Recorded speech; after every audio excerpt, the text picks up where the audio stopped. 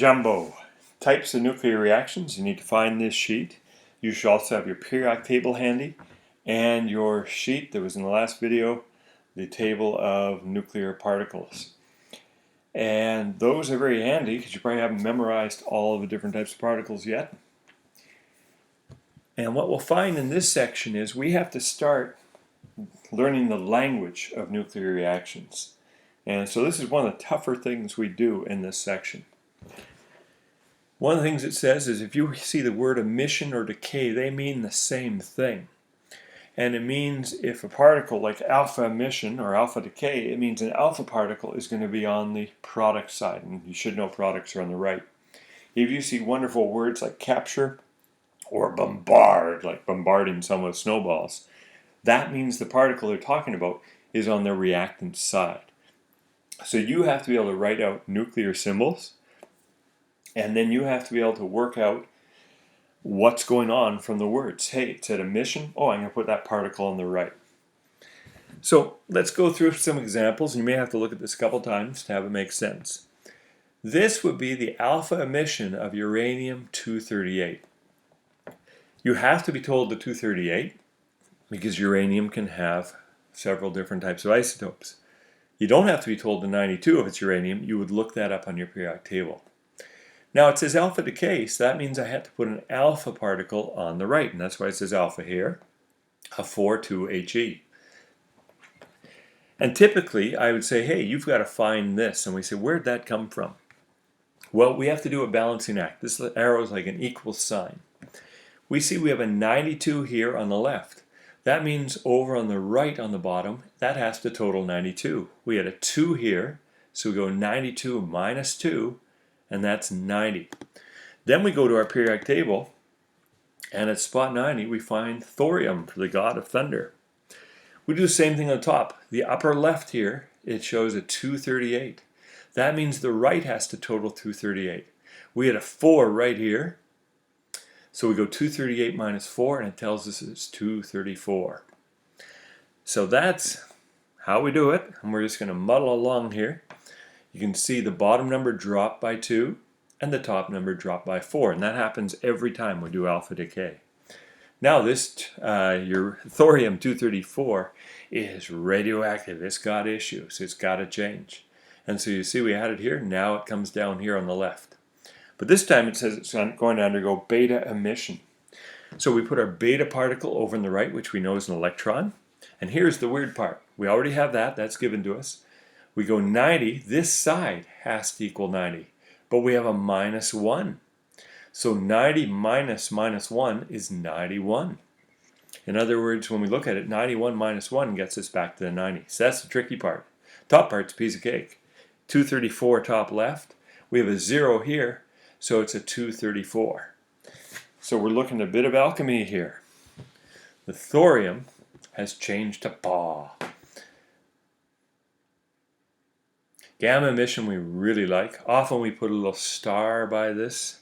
When it's gamma, that's a symbol, that's the Greek letter gamma. But you'll notice the particles stay the same. The only difference is this represents the gamma rays given off. So when you get gamma emission, it just looks like this. And you'll love it because there's no calculating. Just have to put in a beautiful gamma symbol. Positron emission, that means the positron is going to be on the right. We talked about the positron before. This is the antiparticle to electron. So that means it has the same mass, but the opposite charge, positive in this case. So if we take a proton, and it undergoes positron emission, we go 1. Oh, there's a 1, so that's a 0. What has a charge of 0? A neutron, so we put a little n. Then we go 1 minus 0, and we're left with 1 right there. So let's say carbon 11 undergoes positron emission. Well, here's our carbon. We got a 6 here. There's our 1, so we have a 5. 5 goes with boron from the periodic table. 11 minus 0 is 11. So that's no sweat. So we had a lot of emission on the first side. We're coming back to capture and bombardment on the back side, or the next page.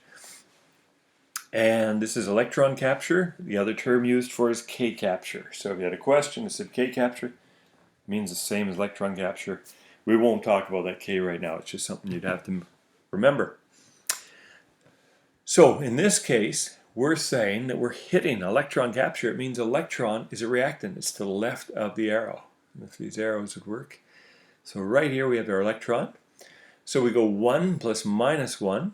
That equals 0, so it's got to be a neutron. Then we go on the top, 1 plus 0 equals 1. Remember, our arrow is like an equal sign.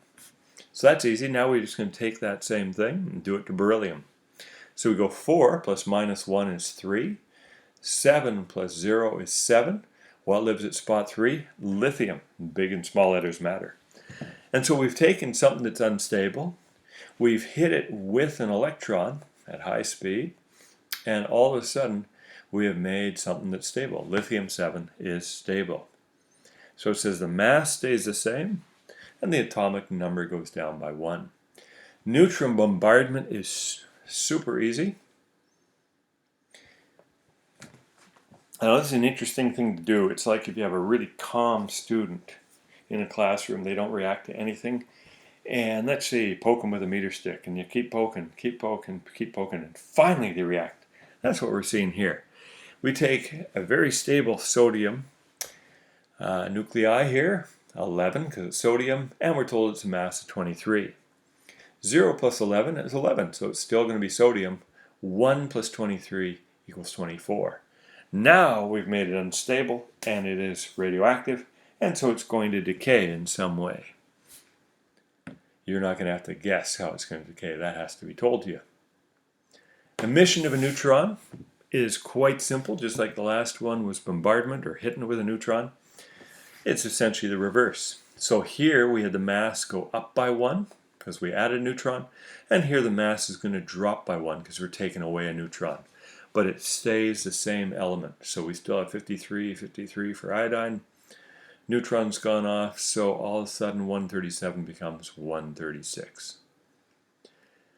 The last thing it talks about is nuclear fission, nuclear fusion, and those will be talked about in 2 periods' time, and so we won't worry about them at this point.